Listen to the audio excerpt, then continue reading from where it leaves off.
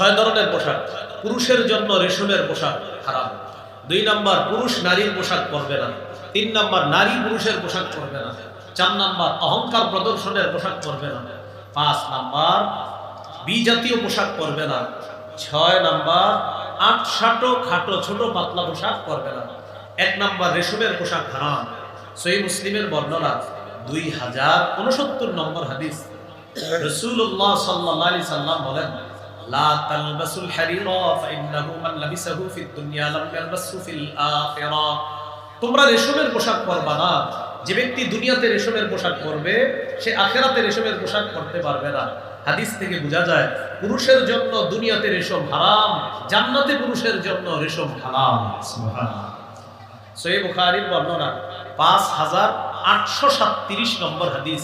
হুযায়ফা রাদিয়াল্লাহু তাআলা আনহু বর্ণনা, তিনি বলেন, নাহানান নবী